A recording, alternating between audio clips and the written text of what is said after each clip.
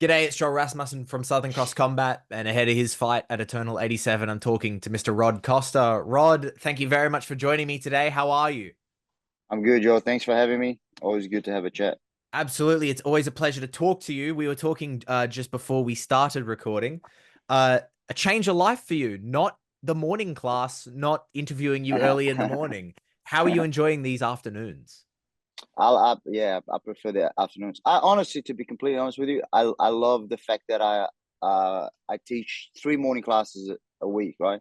Hmm. Monday, Wednesday, and Friday, 6 a.m. So I wake up about 5:25. Um, I hate waking up early, but I do love the fact that I'm forced to do it, and then you feel like you gained the day, you know. But those 20 minutes while I'm trying to wake up, be a little bit like hell. But I enjoy waking up early a couple of times.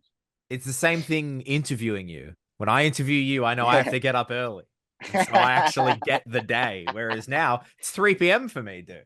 We'll do a gentleman's agreement to do interviews at in the afternoon only. Yeah, well, no, I liked it because it gives me the day. True, We have to true. keep each other accountable. Again, Yeah, call back to the last interview we did, enjoying the coffee there from the coffee machine in yeah. the back. Oh, I'm an addict, unfortunately. Is it any different? We're not I don't remember if I interviewed you this far out last time. Is it now Uh hardcore black coffee? no, I can pretty much have whatever I want because it's featherweight, you know. Yeah. My nutritionist probably hear this and not like it, but I don't pride myself out of the milk. You know, I only have milk with coffee. So if I want to have a cappuccino here and there, I'll have one.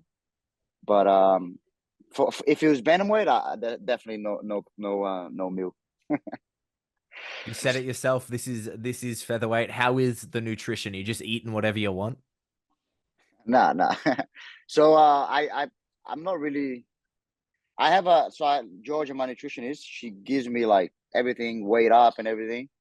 Uh, but because it's featherweight, it's easy. I just ate a little bit more here and there, you know. But I try to stick to what she gives me and what's on the diet. But I just like if I'm hungry, I'll eat two steaks instead of one, you Jeez. Two steaks over here must be nice. Wow. know. What is it? So is it that? Is it like you eating the same foods, just more of it?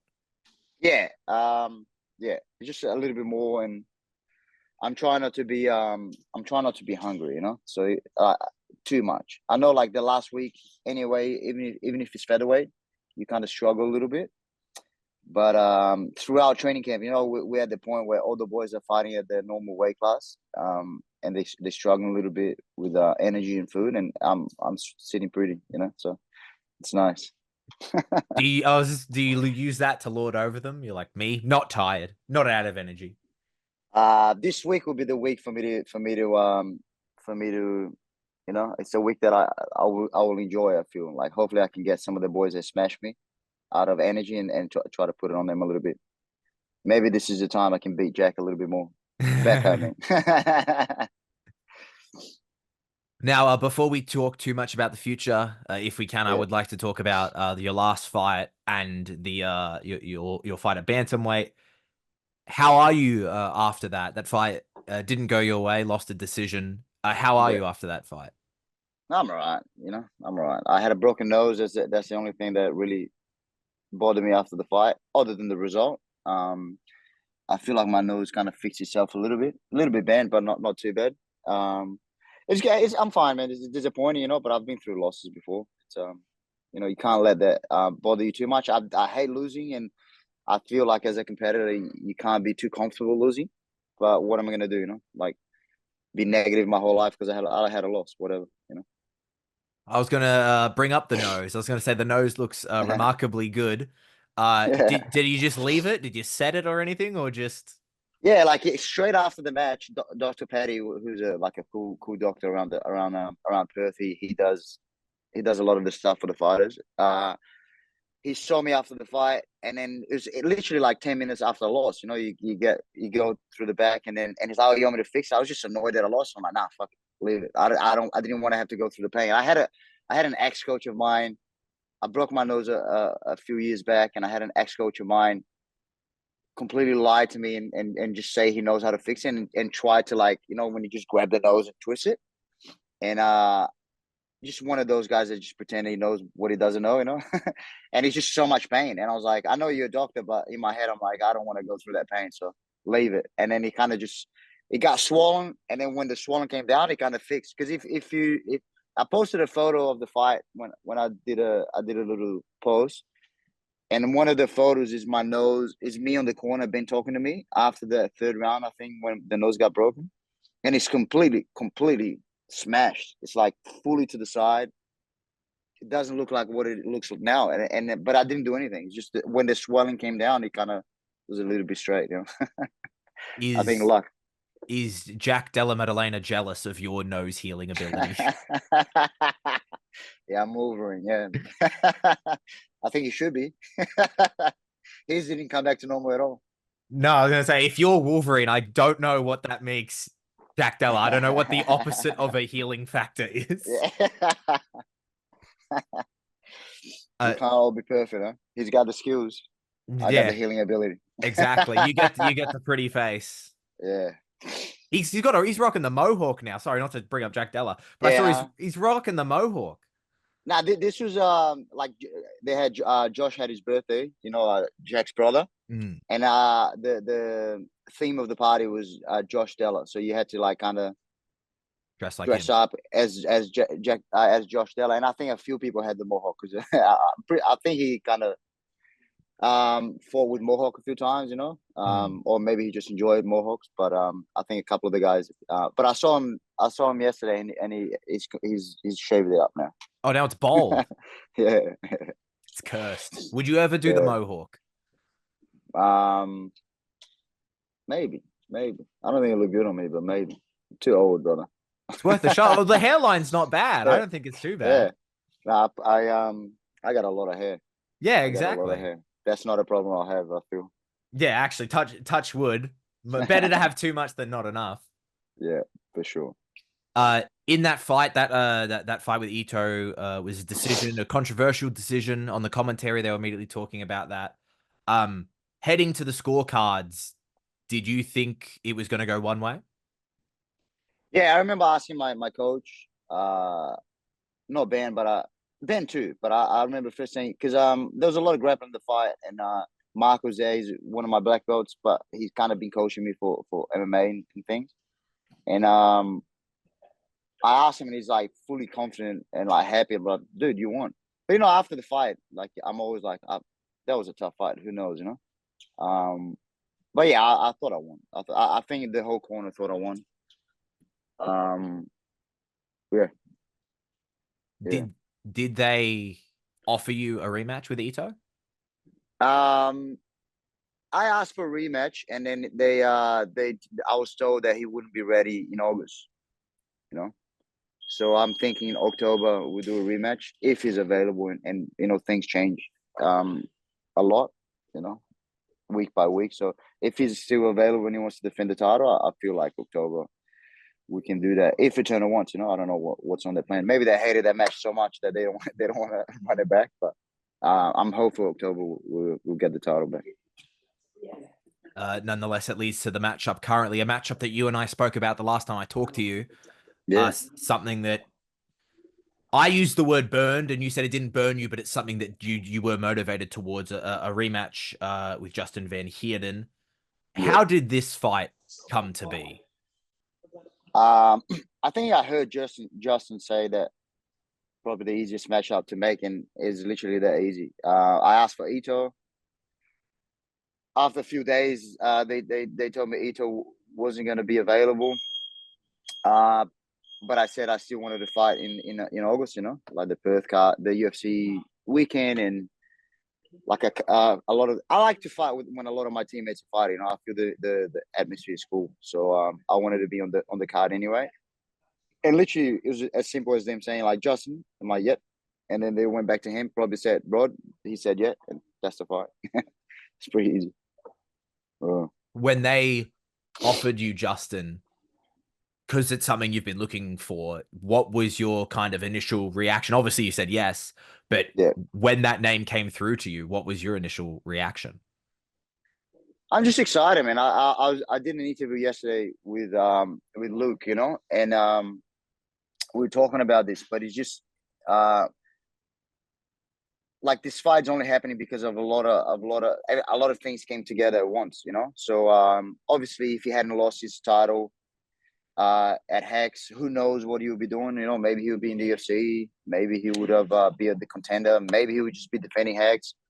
But if he won, probably not likely that that would have happened. If I won my fight, I'll probably be defending the bantamweight title instead of fighting for featherweight. You know, so it's just a lot of things got together and a little bit of luck and here we are. You know, but it's yeah, it's not, it was possible that this fight would never happen. You know, so I'm just glad that it did. Yeah. When we spoke about your career at featherweight, you talked about this fight with Justin meant more to you than fighting for a featherweight title. If Ito was available, but they offered you Justin or Ito, which would you have picked? I would have picked the bantamweight title. Yeah, yeah. Probably. I think so. Like I'm speaking about it now, I probably would have, and nothing to do with Justin or anyone else. It's just because I said it that I wanted to stick at bantamweight unless something else made sense, you know. And I don't think it would have made sense if I kept winning at bantamweight. So but who knows? Maybe out of maybe if I won the title and they offered me Justin, I would have taken it. It's hard for me to say, but sitting here now after losing and having this fight, I feel like I would say if I had won, I would have wanted to fight maybe another international guy at bantamweight. You know, maybe move up in terms of the ranking guys that I'm fighting at bantamweight. But who knows? Maybe. Talking about bantamweight, while I feel this is just from my perspective, I think that fight Yeah, will eventually happen, the rematch with Ito. I think that yeah. would be next for you after this Justin fight.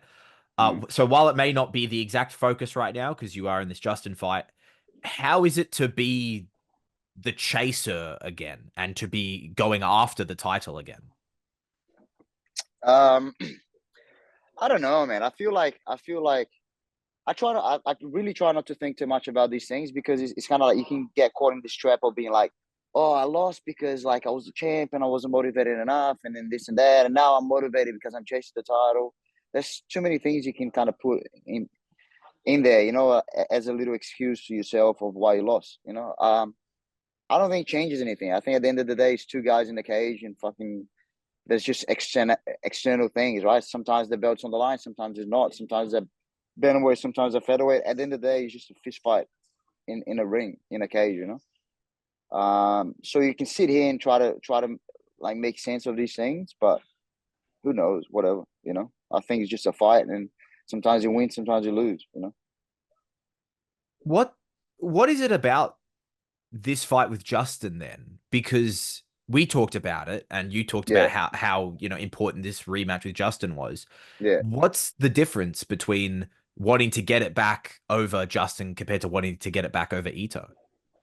Oh no, I want to get it back over Ito, but it's just because. But what I feel like what I'm. But it's not about the title. It's not about me chasing the title. It's just like that dude beat me. I want to get him. So it's the same thing with Van Heerden, right?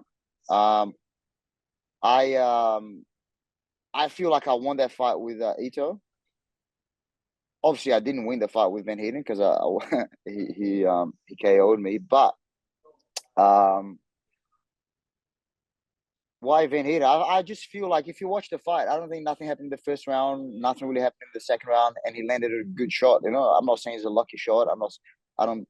What like you know? I've landed shots that people can say are lucky shots before. Maybe against Van Heerden, they can say that that was a lucky shot. You know, but I just don't think that's a representation of both of us skills. You know, I don't. It's not like he. It's not like he was dominating me, and then I was getting caught, and this happened. It literally was a punch that when I look at that punch, I'm like, how the hell did that drop me? You know, so that bothers me. Maybe he'll go out and do that again. Who knows? You know, but that's just that. It's just competitiveness and me not trying me knowing deep down inside that that's not really he's a very skillful dude and he's beat a lot of good people, but I don't think he's that better than me. That, you know what I mean. I think he just landed a shot, and he was surprised himself that got me down. You know, similar to my first shot that I dropped him. That first fight, I dropped him with the right hand. I was surprised. I'm not. I'm not. I don't have a problem saying that. You know. I kind of threw a right hand and maybe caught him off guard a little bit. Maybe his balance wasn't the best and dropped him. I'm like, what the fuck, you know?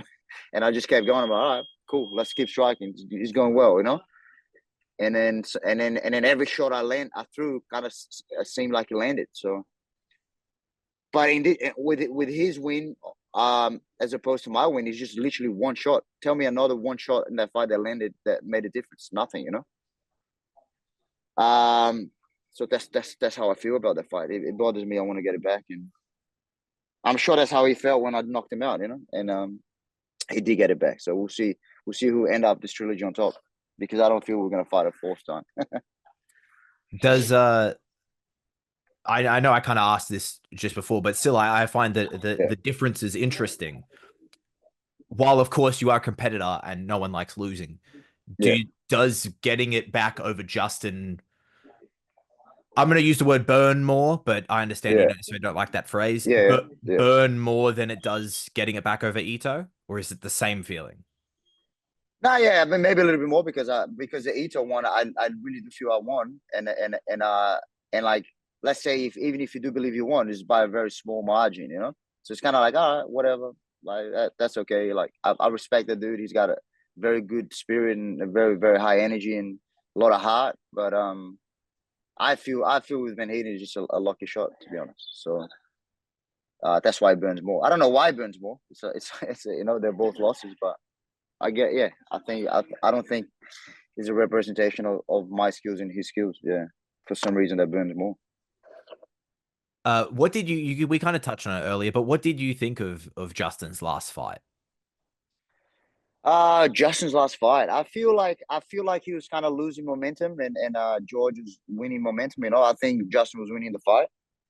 Uh, I could see, like, if George hadn't tapped him, I could see that fight going the same way and just a little bit less dominant for Justin, because as the time goes by, maybe he's getting a little bit tired. So I felt like he was kind of losing momentum a little bit.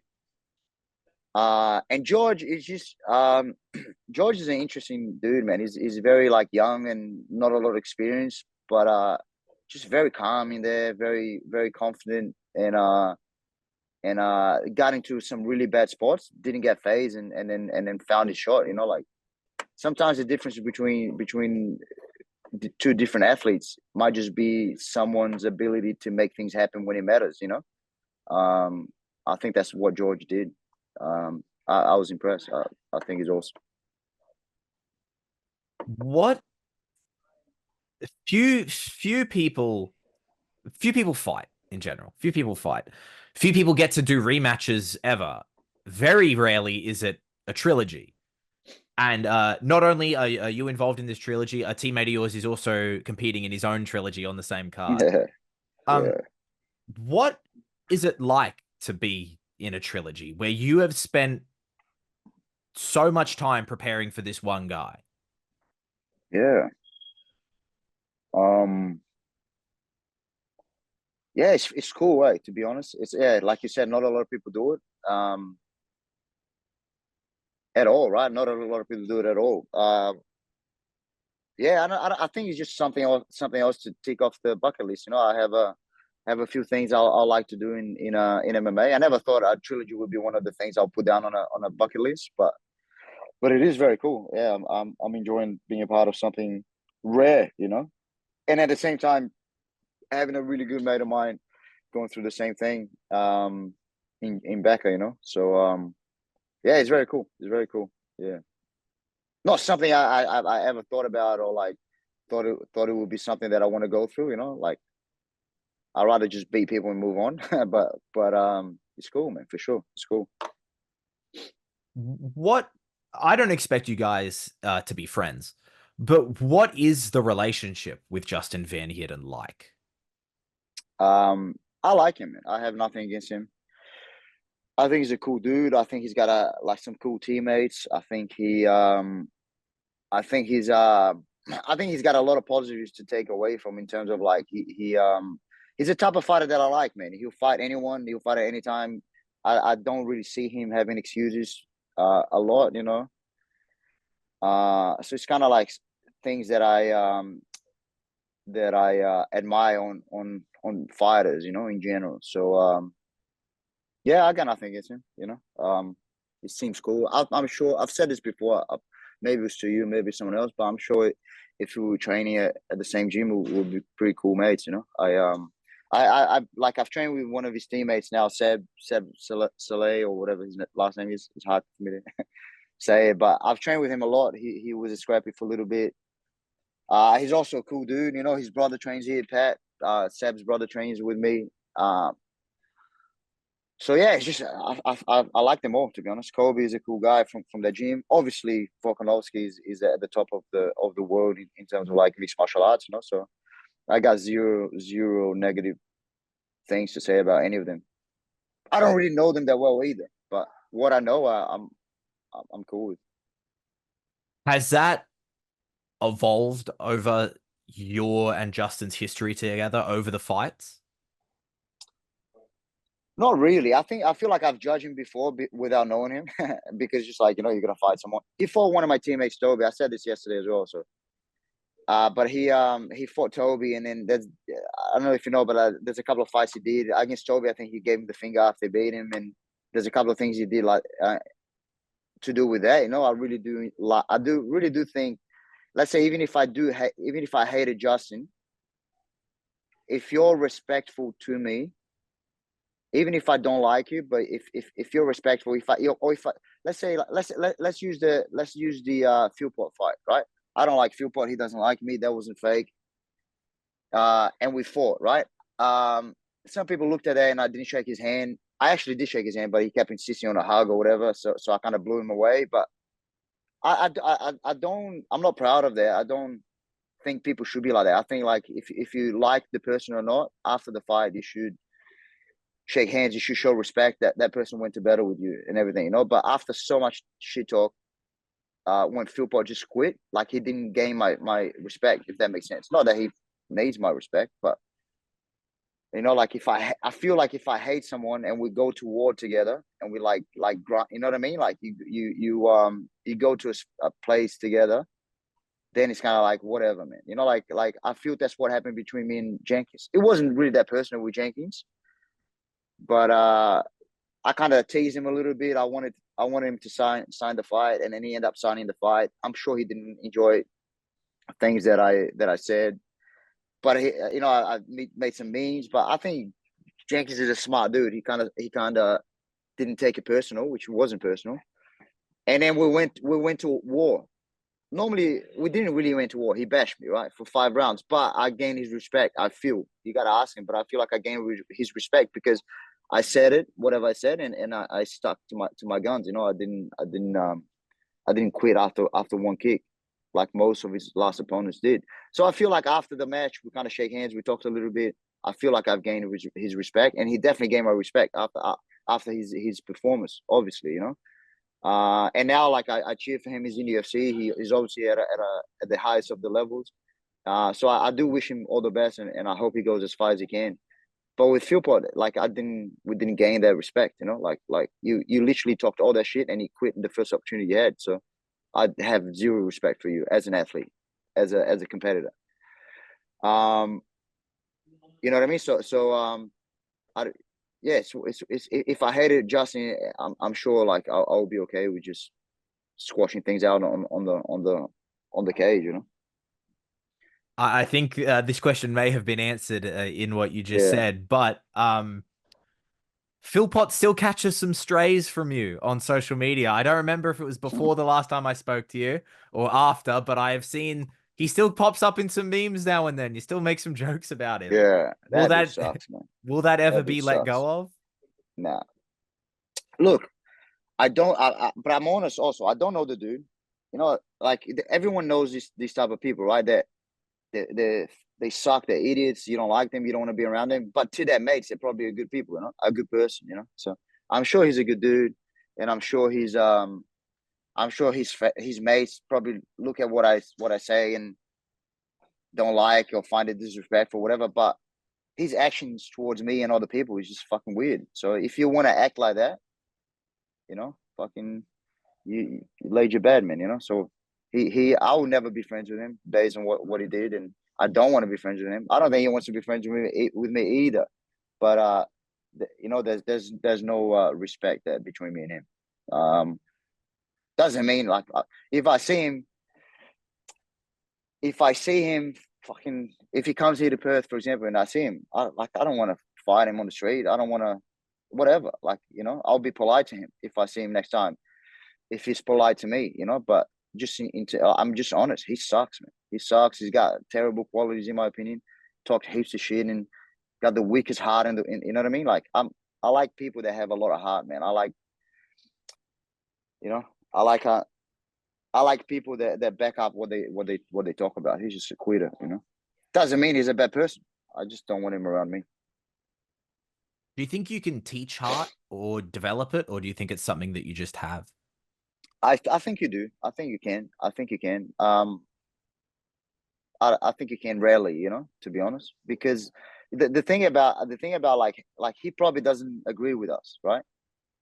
I don't want to put you on the spot. I was gonna ask if you think he's got heart, but he got more heart than me. I don't fight.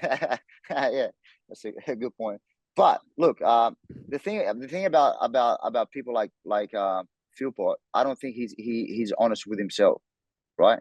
So it does, like, for example, it doesn't mean that I've never quit in my life, man. I've trained with a bunch of like really good people. I quit fucking all the time in training, and there's like I'm not always the perfect example to follow, but I'm honest with what I do and who I am, and I'm just honest about myself. I don't think he is. So, for example, I don't think he'll agree with what I'm saying. If we had a talk right now and if he was here, he'll probably be making excuses of why he tapped and this and why he said these things, and I'm just trying to promote and whatever he's gonna say. But he's not honest. You know what I mean? And you can see from his losses, every loss he's had up until, and that's what I said before. Every loss he had up until then, there's an excuse, and there's a post with an excuse, or this happened, but like whatever, like an excuse here and there. And but now I'm with a different team and I'm training with these killers, and you know what I mean? Like my jiu-jitsu is a different level, and I'm gonna do this and I'm gonna do that. And it's like, you just were never honest with yourself, so you didn't allow yourself to improve in every area, in jiu-jitsu, in his jiu-jitsu sucks, right? And he goes to a purple belt comp, Grappling Industries, does a fight with a teenager, wins the fight, and thinks that's him practicing his jiu-jitsu, So it's just like, I don't know, maybe he's missing some people to be honest with him, and then so I think, anyway, that's a long-winded answer, but I think you can teach hard, but not to someone like him, I think you can teach hard if the person is truthfully 100% honest with themselves and trying to improve. I think he's too comfortable in what he's doing. You mentioned him not being on the call. Let me just add him in real quick. No, I'm kidding. Joe, it's kind of like for example, like there's been a few fights where he's kind of quit, right? Where he gave up on himself. It's a tough thing for a friend of his to come to him and be like, "Hey, bro, like you have to, whatever." Like, let's say if whatever, to be honest with him, be like, "Look, man, you quit a little bit here and there, and we got to work on this." And it might be whatever. It might be mentally. We got to mentally work on some things. We got to technically work on some jiu-jitsu, because most of the times when you quit is within the jiu-jitsu realm. I have people around me that are brutally honest with me in that sense, to try to help me, to be friends, not just to put me down, And it seems to me that like he doesn't have people like that around. Getting off Alan Philpott for now.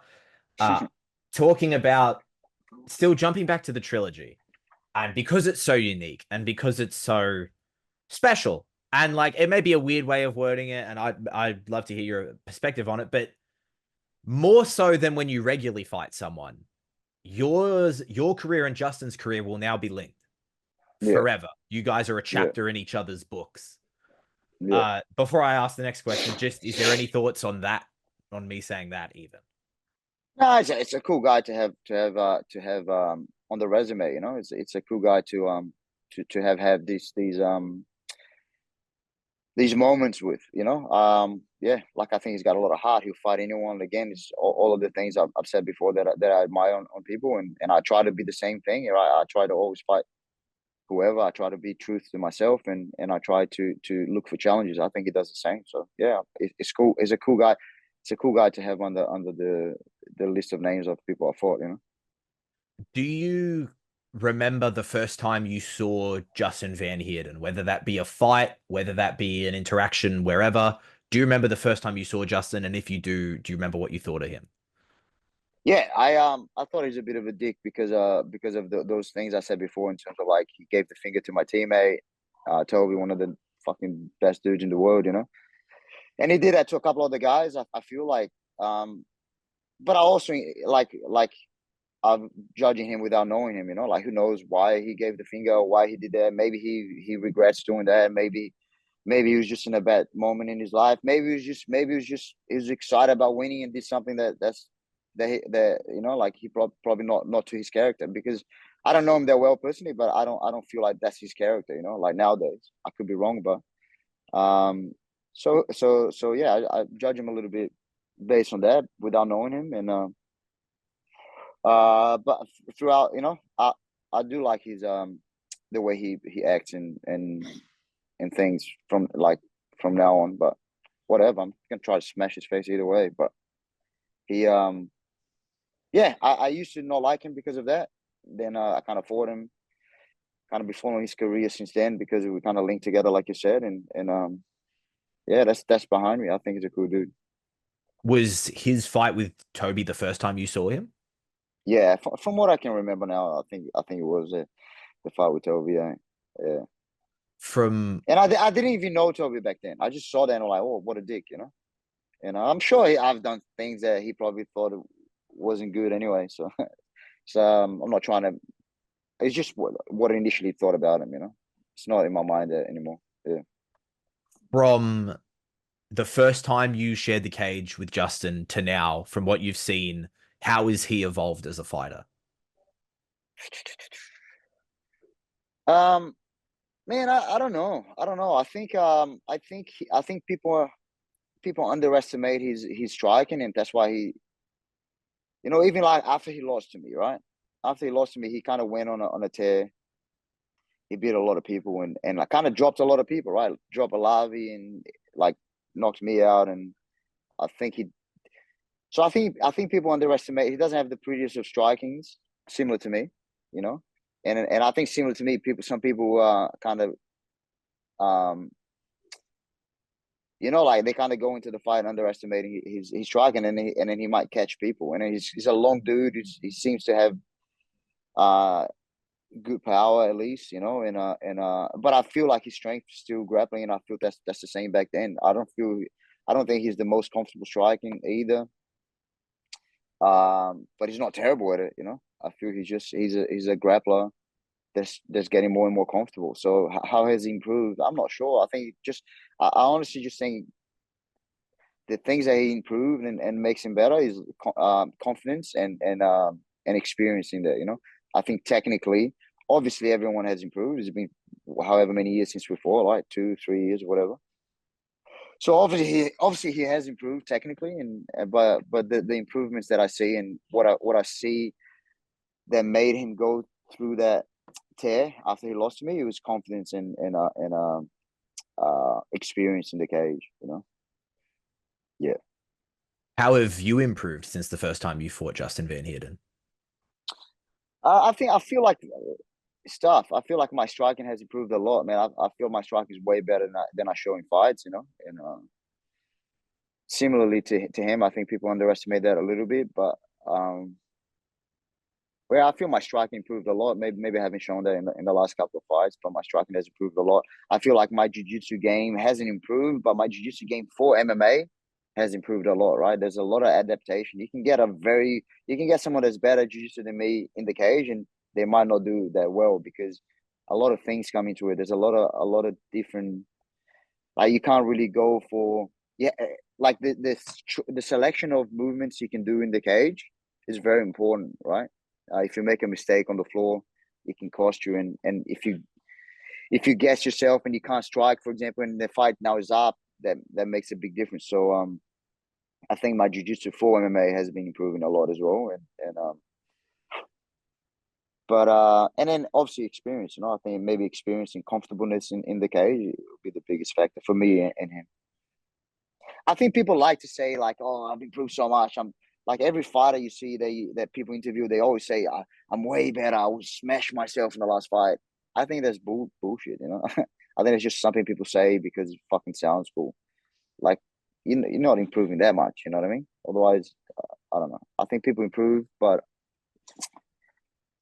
you know what I mean? Like I think it's just something people say in interviews. Like a soccer player always talk about the same shit when they interview him after a game. It's just some people say because you're supposed to say that. Yeah, I'm way better than before. Like yeah, I've improved some things. I'm more confident in the cage, and some people do improve a lot between fights. But like I'm 35, man. How much am I improving from one fight to the other? I fight a lot as well. So who knows? I have improved, but I think the biggest difference is going to be experience because that dictates a lot in a fight, right? That dictates a lot in the fight, like your distance, when to apply each strike or when to go for the takedown. Or I think experience is the main thing. Like I haven't changed that much how my jab works, but maybe like understanding the distance a little bit more, maybe being more confident there that I'm more relaxed, things like that. I think those are the things that really count. And then a little bit of technical improvement. That's how I feel. You talked about bantamweight being your home. That's something we talked about last time. We've talked about it now.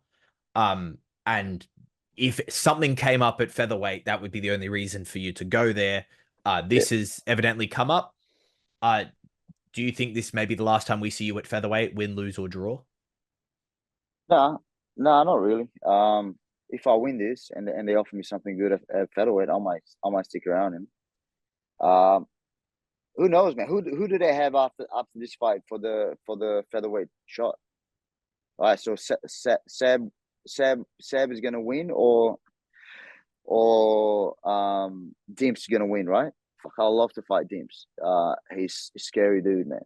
He's got a lot of cardio. He fucks people up. Like, did you watch his last fight? Yes, sir. My God, man, that like, and that kid that he fought is good. And then that kid by the end, his coaches were trying to keep him up. That was scary, man. So that would be a fight that I love to have. I like Seb. I wouldn't want to fight Seb just because, like I said, his brother trains with me, and I've trained with him before, and there's so many people to fight that I like.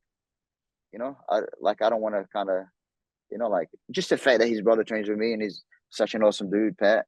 Like I wouldn't like to fight Seb. And because I have all the options, I'll prefer not to fight Seb. But I would. I'm not scared or anything. But yeah, if Dimps wins and they want to give me a shot at Dimps, I'll take that. With all respect, I think Dimps is awesome. Who knows? Yeah, I'll like. I think realistically the best options for me are bantamweight. But I think if speaking now with you, I think I want to go back and regain my title that I feel like I shouldn't have lost. But there are some other options for sure.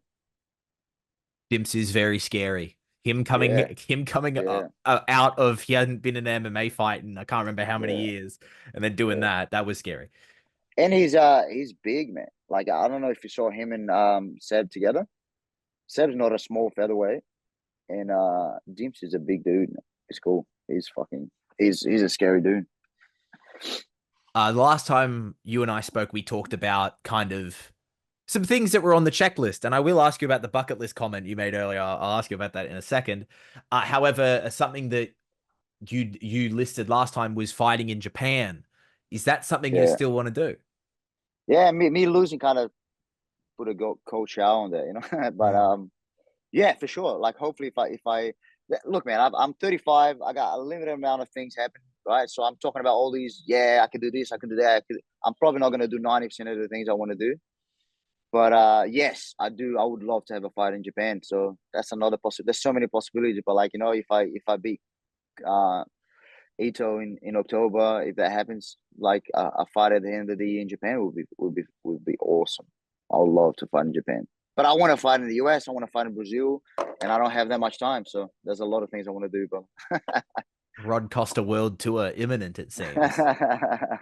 Maybe you go over to Ryzen and fight him for the belt he used to have.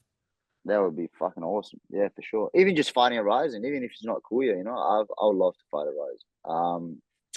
I'm obviously being realistic. I'm gonna have to not do some of these bucket list items, but I think it's just a matter of how many I can tick off before I feel like I'm done. Yeah.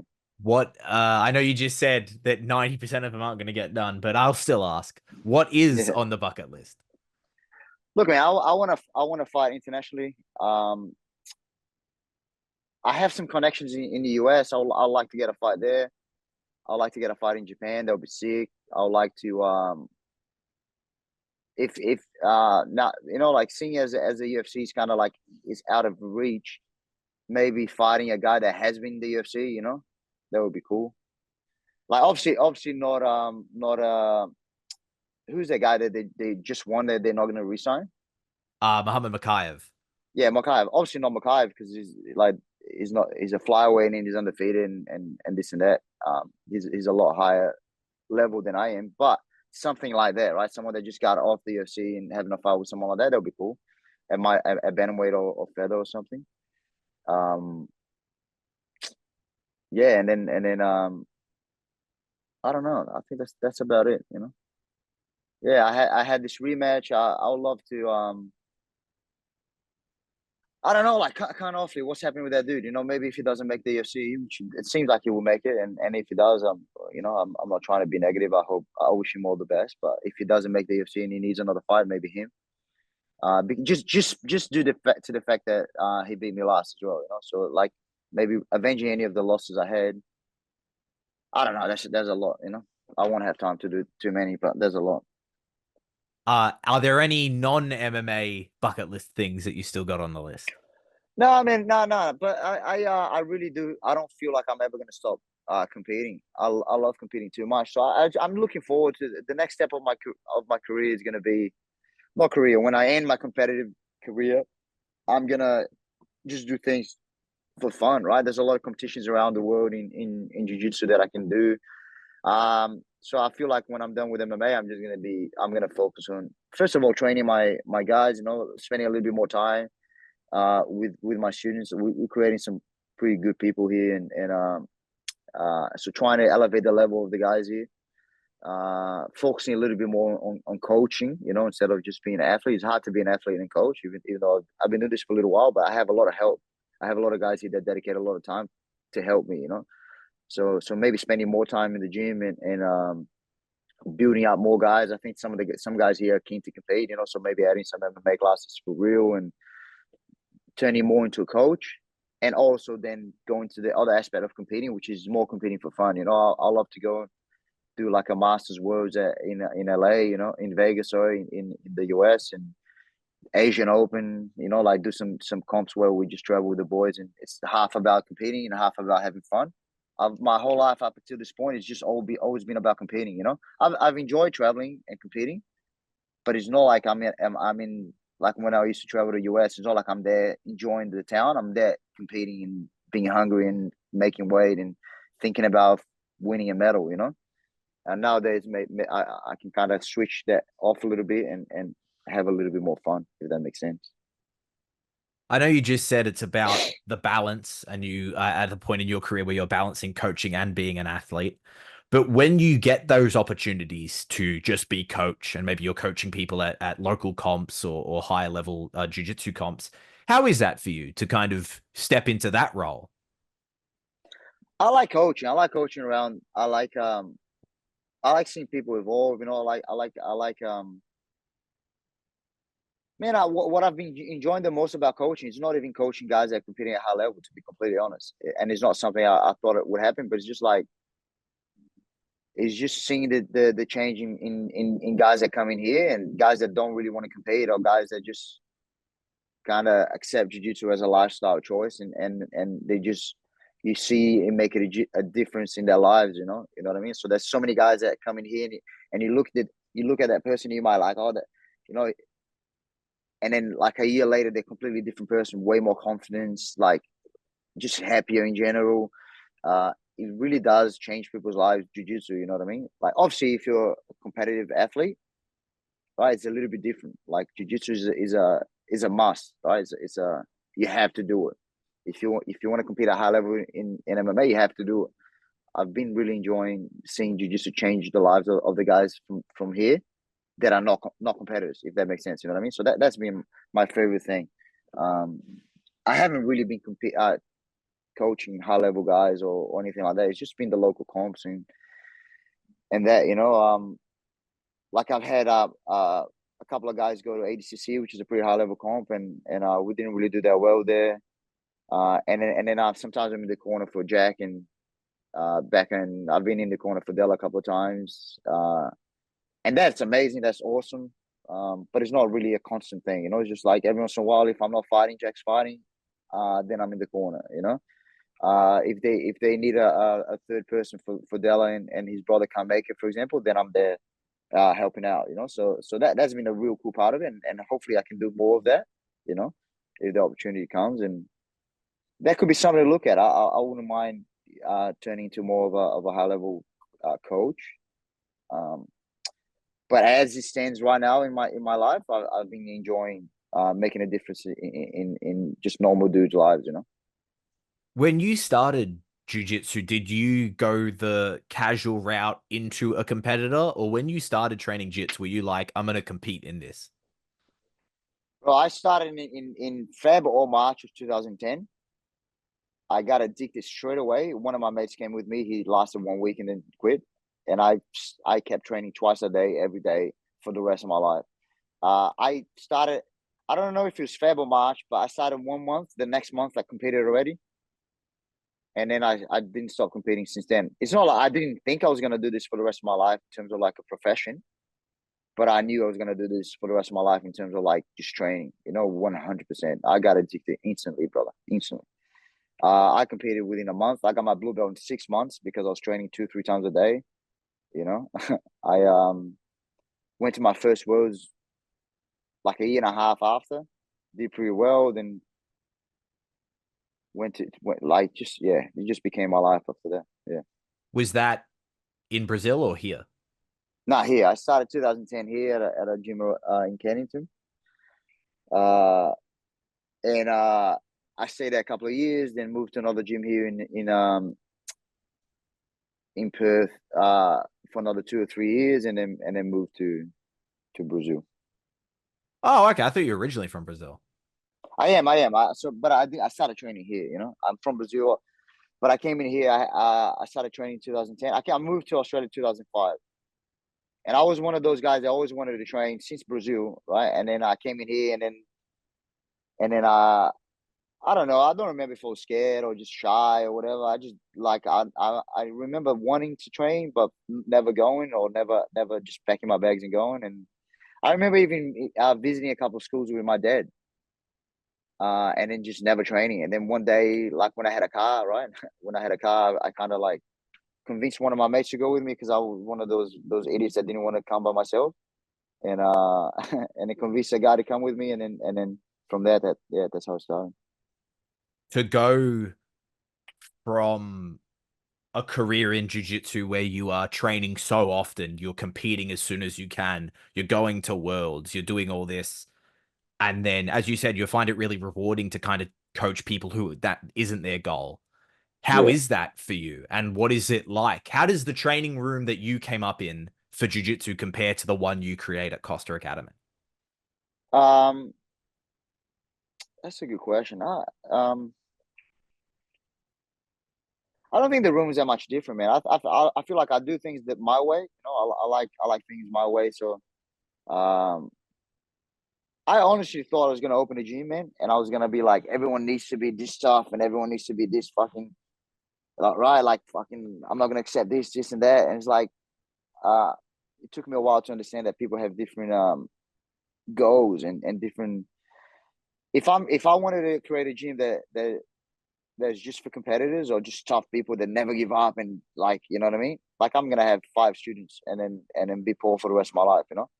But I also just on the other side of that is like I don't think that's the only thing that doesn't. It's not a one size fits all, you know. Like a lot of people gain different things from jujitsu, you know, and at different speeds, you know. You might become tough throughout like a long period of time, you know. And toughness to you might be something else, man. Toughness to you might be just like making sure that like you roll with that person that scares you a little bit, you know. It's different people gain different things from jiu-jitsu, and that's been an eye opening for me. But I just feel like um I think it's different here, the atmosphere. I think everyone's cool, everyone helps each other, and but most gyms you go to are like that, right? I'm sure you train your gym, you the reason why you're at your gym is because you probably like the environment and the guys around, you know.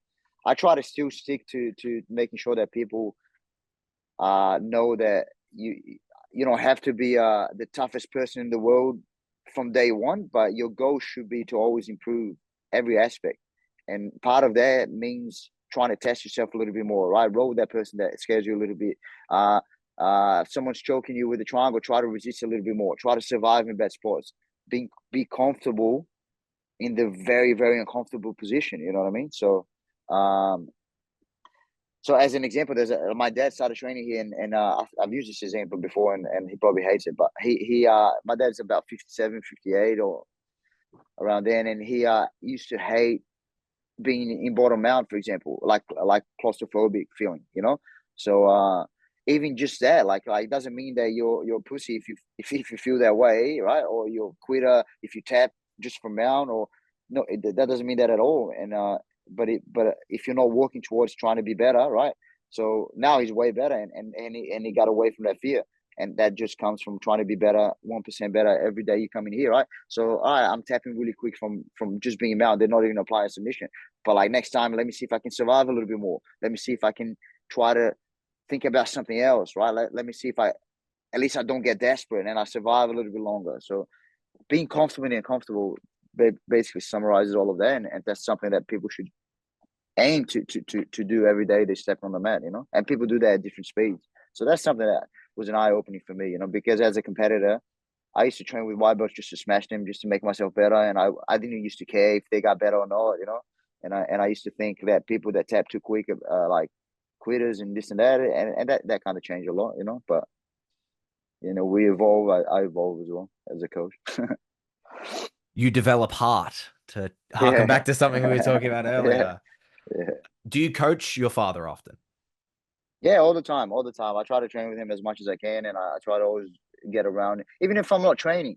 If Dad's in, I try to get around with him, and then you know, like that's something I want to do with all my. I feel like I need to spend more time training with the white belts and everything. I do train with them, of course. I train every day, and I try to train with as many people as possible. But because I'm competing, I'm a little bit more selective with who I train, because if I'm gonna do 15 rounds on an open mat, for example, and I spend 7 rounds training with a white belt, I'm not really progressing. You know what I mean? So I try to get challenging roles, and within those challenging roles, I kind of have to stick like a person here or there, you know. And I try to make sure that I always save some time for my dad for sure. What's it like not only training with your father, but like coaching your father? It's cool, man. It's probably one of the best experiences since I opened the gym. You know, he used to live away when I opened the gym, and then he moved back to Perth, and then he started training, and it's very cool, man. Like the transition, and this is not just with my dad, but with everyone that starts. I love seeing like guys that have zero knowledge, and you're like, that person like can't help me with anything. In terms of like, I can't even use you as a training partner to drill things because that's how bad you are. And transition to a time where like maybe 6 months later to a year later, now I can train with that and get something out of it. You know, I think a very important thing, and something that, for example, Della does really well, right? Della, I'm using Della because he's the highest level we have at the gym, and obviously he, you know, if he wanted, he can just smash everybody all the time. But he puts himself in positions where he uses the best aspect of each person to make himself better. You know what I mean? So there's no point of me. I've talked about this before, so I hate to be repetitive, but there's no point of, if I spar with Della, him just dropping me every time. You know, but he does let me shoot, for example. You know, he lets me get a little bit deeper into positions, and tries to walk out of those positions. Things are there, right? So I kind of do the same thing to people around the gym, you know. So like the transition from like you know nothing to now I can use you uh to make myself better, or even to have a fun role, you know. Uh, I find that's really cool, man. It's very so it's cool for me because as a coach, I'm like, we right as a atmosphere, like the gym kind of created that person to jump levels, and now you're way better. Not just because of me, but because of everyone you interact with in the gym. Uh, and just seeing their level rise up, I think it's probably one of the coolest things as a coach. Sometimes it sneaks up on you as well, man. Because like I said, I don't train with all the white belts all the time. So sometimes I've trained with this person, and then 6 months later, I'm like, fucking let me have a roll with whatever, and then he surprises you, like, wow, this dude, obviously has been training very consistently, and I haven't trained with you for 6 months, and now you're way better than what you were before. That's very cool, and that's been happening with that. Now I have super fun roles with that, it's cool. Just because you brought up Jack Della and the training room. I assume it was Jack. Might have been Josh, but I assumed it was Jack. Uh, how is his arm? Is he back in the training room? Yeah, he's there all the time. I think he's still got a little bit of time to heal the arm, hence why he's not fighting Perth but I'm not 100% sure how long it's gonna take or whatever. I think and I'll let him speak on that. But he's always in the room. He's still training. Like he's training, but he's not back to 100% training yet. I'll leave it at that. But he's always in the room. Yeah. I feel like that's something for the obviously, like, people that are not in the training room don't know, but like the guys in the training room, is very cool for them to see that. It's like a guy that's the highest of levels, and he's not 100% to train, but he's there every time. And if he's not there, um, training himself, he was there helping other people and giving advice and things like that. That's very cool. And then sometimes you see like an amateur guy that hasn't done anything, and after the fight, he disappears for 3 weeks. Like, what are you doing? You're never gonna get to a level of the people that you aim to be. So yeah, very disciplined. It's cool. Just asked because you were talking about him, so it popped into my head. I was Yeah, like, yeah, oh, he must be yeah, back in the training room. yeah. Nah, There was yeah, he's always there. an image on your Instagram. I believe it may be the most recent one, maybe not. A photo of you and somebody, or you've got a big smile on your face. I believe you captioned it. This is my favorite photo. I was wondering who was that in that photo? Which one was that? Uh, Oh, my mom. Is that my mom? Yeah, my mom. I assume I don't know. Yeah, no, it's my mom. Yeah, So both, yeah. It's a photo of a photo, right? I think so. It looks Yeah, pretty yeah, good quality to me. yeah. It's my mom. It's my mom. It was her birthday on 25th, and we celebrated her birthday on Saturday. Oh well, Um, happy birthday yeah. to your mother. Thank you. So both your parents are over in Perth as well with you.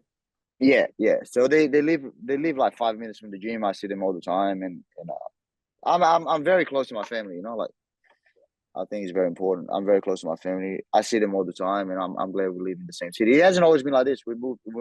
My dad moved around a lot, but now he's settled in Perth. He's building a house around the corner, and yeah, it's great. I just want to get my mom to train you now. We'll see. Hopefully, if she sees it, she'll start training. How well you spoke so highly of your father. I don't see why she wouldn't. Yeah, Uh, yeah, how do they feel about the fighting, and do they come to fights? yeah. Dad loves it. I think he gets worried about me, but he's always there supporting and watching. And I don't like to see him the day of the fight because I can feel he's nervous, and I'd rather not see him. So I see him after the fight, and Mom doesn't watch at all. Mom might watch the fight if after the fight she knows I didn't get hurt at all, or doesn't look too violent. My mom is one of those, like, she supports me, and she likes what I'm doing, but I deep down inside, I think she really really wishes I didn't do MMA. She loves the jiu-jitsu. It's tough for mom, I imagine, to see her son get punched in the face. It's they support me very well. My biggest supporters are out of anyone in the whole world, and they support me more than anyone has supported anyone, I believe. But yeah, she doesn't watch. No way. I think she'd have a heart attack. She's I don't think she can watch a fight, to be honest. Uh, that being said, do you think that you've had because you said she likes the jiu-jitsu but doesn't like the MMA? Where do you Yeah, think you've had worse injuries throughout your career, jiu-jitsu or MMA? that's a good point, man. Yeah, it's been jiu-jitsu for sure. I had some terrible injuries. Not really. I had two bad injuries, but yeah, but it's just, I think, visually, uh like getting knocked out. the possibility, like I only got knocked out that one fight with Justin, right? But the possibility of you getting knocked out is something very intense, right? And even though I tell people like when you're in there, it really doesn't hurt that much. Like you're getting punched in the face is more of a all right, that sucks. You know, it's not like you kind of actively being like, God, it sucks. It's so painful. You know, but I think visually makes it makes it so people, so at least your family, yeah, it's tough for them to watch MMA to be honest. But I feel the same way with my, you know, like I cornered Becca a few times already, right? And we're really close. And whenever he fights, obviously I try not to look like I'm nervous because you don't want you know, and I don't feel like I look nervous, but deep down inside, there's always that feeling you're like, all right, man, this is serious shit, you know. Someone might be separated from their consciousness. Hopefully the other guy, but that can happen, you know. And is different. Yeah, the energy is different. Yeah, but to your point, I've been hurt way harder with jiu-jitsu. But in jiu-jitsu, since I started, I've competed a lot in open weight, right? And the two times that I hurt myself seriously was competing at absolute, and both guys were over 100 kilos, you know.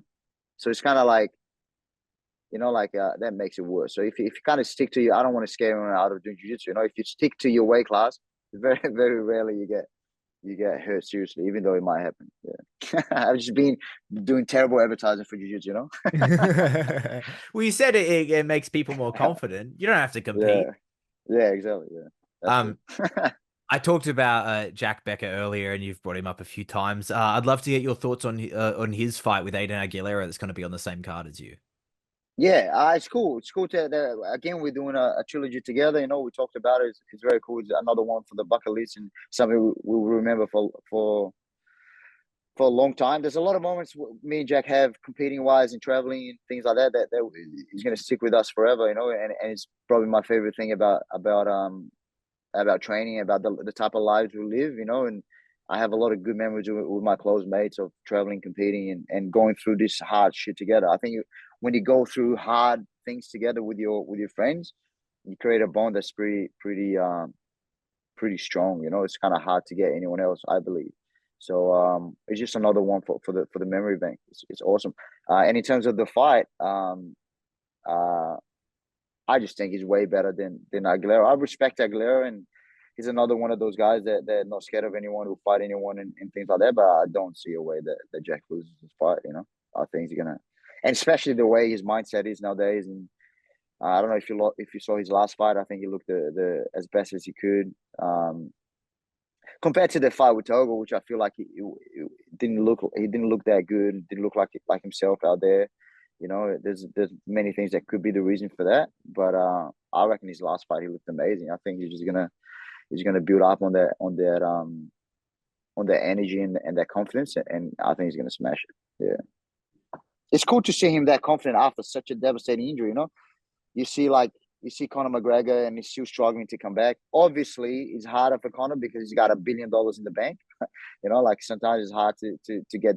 You know, like after you break a leg, if you have $1 billion in the bank, are you gonna go through all that hard stuff to come back after that type of injury? And Jack doesn't have $1 billion in the bank, but he went through very hard stuff, and I know that because I've been around him since then, and it's tough, man. Like I'm not sure if I could do what he did. You know, to be completely honest, it's very inspiring, and uh, just seeing how confident and how relaxed he was in his last fight, even just walk out, it's very cool, man. It's very inspiring.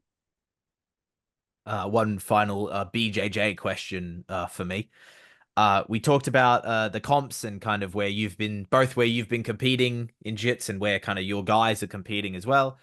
Yeah, Um, CJI is happening, I believe, yeah, the weekend that you are competing. What are your yeah. thoughts on CJI and what Craig Jones is doing to ADCC? I love it, man. I love it. I love it. I think Mo Jassim just thinks he's way bigger than the sport. You know, who's the organizer of ADCC, and I think what Craig's doing is sick. On top of like just giving an opportunity for someone to gain $1 million, you know, uh, and not someone, like two people become millionaires, and I'm sure he's paying the super fights and the guys like good money, you know. How can you not support that, man? Or other than being Mo Jassim, who's probably getting fucked over, you know, if you're organizing a DCC, how can you not enjoy what he's doing, you know? And how can you not understand, man? He's just by him putting that on already raised money for the ADCC, because they are raising the money. They raise the girls' money. They raise the. I think everyone now is getting paid a minimum amount, like, which never happened, right? If you lost, you lost. So there's been changes already. So people criticizing is like, what are you criticizing if there's already been changes for the positive in terms of for the athletes, right? And I agree with what he said from the beginning in terms of like, why are you going to spend $2 million to go to T-Mobile Arena where you can kind of go to another place and spend maybe 500K. I don't. I'm guessing numbers here, but I know the T-Mobile is $2 million to rent, right? Let's say if you can go to like that Thomas and Max Center, I could be wrong on the numbers, but let's say it's 500K, which I think is a little bit less. But let's say it's 500K. You got now 1.5 million that you can distribute to the athletes. And what difference is that going to make for the production? Because I understand, like, you want to build a sport, you want the biggest production ever, and you want to look good to bring more eyes over to make it more of a mainstream sport, right? I understand all of that, but you can do that without spending $2 million on a venue, you know, and pay the athletes a little bit more. It is insane that the winner gets only $10,000 this far in the game, and he proved that he could have done more because he's doing more now, right? So why not do more before? So I support 100% what CGI is doing, and I'm definitely going to watch CGI. And I might just watch the highlights of ADCC because I'm a fan either way. There's some matches I want to see in there, you know. But I'm supporting CGI 100%. I think what he's doing is insane. It's great, and he's helping the sport a lot. That's what I think. While CGI can be a big step in the right direction and it can improve the pay across the whole board, I think there's still a way to go through that. But Mm. in the complete hypothetical world that people could be full-time BJJ athletes, and that's what they could be, and they didn't have to do anything else, do you think you would have gone down that path and not come over to MMA? Um, I don't know, man. Look, as much as I like to put myself up and stuff. I I was not like there's only like a the 1% of the 1% that can actually make good money with jujitsu, right? So like even if jujitsu becomes it's not about just how good you are. It's about like how like your personality and things like that. You know, like Craig, for example, he's at 1% of the 1%, right? But he never won ADCC, for example. If you wanna talk about that, right? But he's way bigger than all those guys that won ADCC. You know what I mean? Um, so as much as I like to think that I'll be one of those guys, is like I kind of I feel like I was at a really good level when I started winning. When I started medaling at Worlds. I don't think anyone in Australia at a male purple belt, for example, the first medal I won at Worlds is purple belt. I got bronze. By then, I don't think anyone had done that yet in Australia, right? So I feel like I did get to a pretty high level, but I was never the top of the top, right? The top of the top is like my coach Penna, like Craig, those guys. I never got to that level. But if your question is, would I chase that? Probably, yeah, probably. But I still would have liked to do MMA. You know, MMA for me is I like nowadays I like to think I think MMA is the best sport ever. I love MMA. I love MMA more than I love jiu-jitsu, I feel, as a sport. But like within MMA, I love jiu-jitsu. You know what I mean? If that makes sense. So like, um, I kind of, to me, it's kind of like the opposite. I like jiu-jitsu more than any other martial arts, but I wish I did MMA earlier.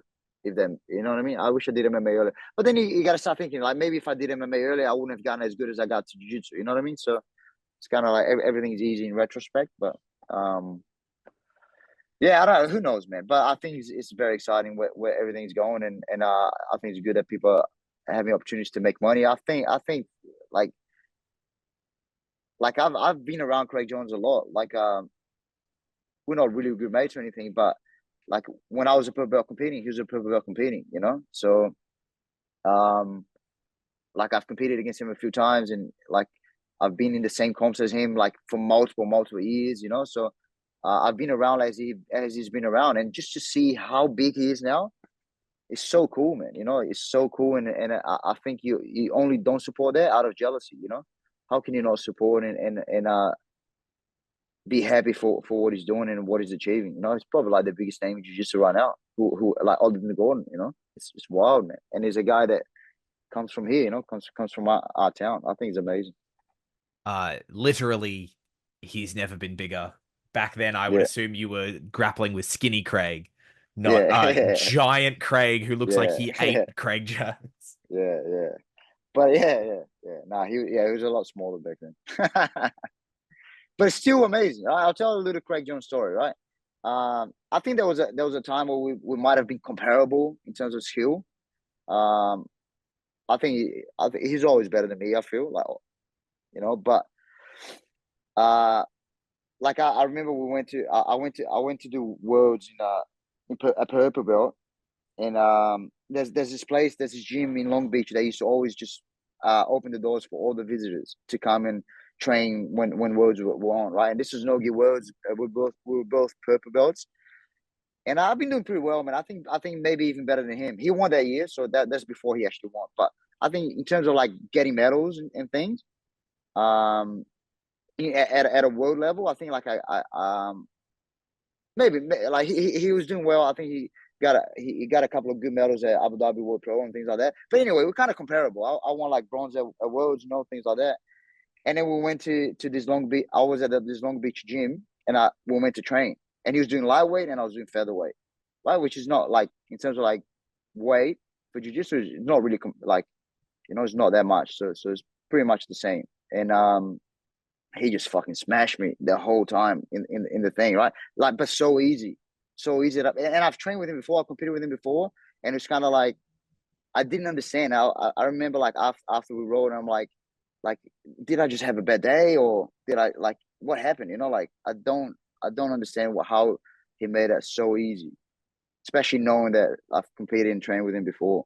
And anyway, like he beat me up so bad that I was kind of justifying in my head, like, nah, I'm cutting weight, I'm tired. It's the week of the comp, you know, like I'm not going that hard. And then anyway, he smashed me. Then he submitted everyone in at the Nogi Worlds, one purple belt Nogi Worlds. You know, I think he subbed everyone, and then became what he became after, right? It's like probably so it makes sense. So it's just a funny story. You know, I was like, I got beat up so bad that I'm like justifying my head. I'm like, nah, it's not that good. I'm tired, or I'm cutting weight and this and that, which I feel like a lot of people do, right? But and then he exploded, so I feel better about myself now, right?